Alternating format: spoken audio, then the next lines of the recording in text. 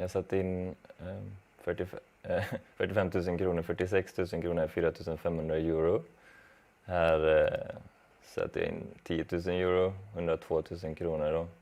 Hur många transaktioner tror du att du gjorde? Och över 10 stycken gjorde jag. Mellan 10 och 15 då. Juicy Fields är av allt att döma tidernas överlägset största cannabisbedrägeri. För en inledningsvis liten summa erbjöd man så kallad crowdfunding i cannabisplantor för lagligt medicinskt bruk. Påkostad marknadsföring byggde upp bilden av en framgångsrik startup. Seminarier, samarbeten med stora aktörer, stor närvaro på sociala medier. Avkastning såg ut att ticka in och det gick att ta ut pengar. Företaget fanns på adresser i Berlin, kopplat till holdingbolag och med bankkonto på Cypern. 10 000-tals privatpersoner investerade. Men så plötsligt en dag kunde man inte längre logga in eller komma åt sina pengar. 75 000. Jag tror att många tänker att du får skylla dig själv. Det här var ju något konstigt att sätta sina pengar i. Ja. Vad tänker du? Nej, jag håller med dem helt. Det var ju en konstig grej, det var ju för bra för att vara sant. Och det visade sig att det var så också. Vad var det som fick dig att ändå göra det här? Alltså, det var ju bland annat att Forbes, den stora magasinet, hyllade de här till skyarna.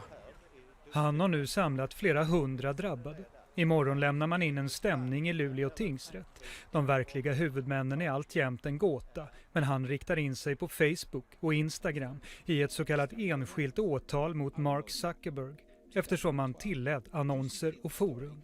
Varför ska Facebook och Instagram hållas ansvariga för det här? Ja, en stor del av marknadsföringen för det här bedrägeriet, och det är inte bara detta utan många andra bedrägerier har jag sett, använder sociala medier som en central del i sin kommunikation. Det är där man går ut med sitt budskap, och det är inte bara budskapet utan man bygger grupper som då interagerar med varandra och bildar communities. Den tyska finansinspektionen utfärdade i slutet varningar och förbud, men vill inte kommentera till oss om det nu finns några frysta tillgångar. De försvunna summorna är omöjliga att verifiera. De har uppskattats vara från hundratals miljoner till tiotals miljarder.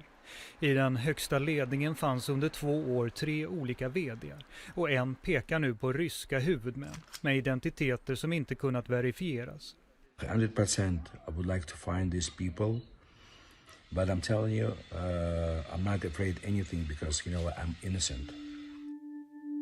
Han är en person som välkomnar det andra kallar alternativt och var inte främmande för idén att investera i laglig medicinsk cannabis. Han förstår förstås att besluten var hans egna, men undrar ändå i efterhand varför banken inte stoppade honom. 1,6 miljoner kronor då. Jag har ju såklart det mesta ansvaret, mina val. Men jag undrar helt klart vad som hände där hos banken.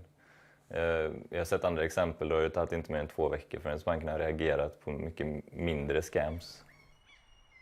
Och en ensam svensk jurist tänker nu då kräva ansvar av Facebook och Instagram.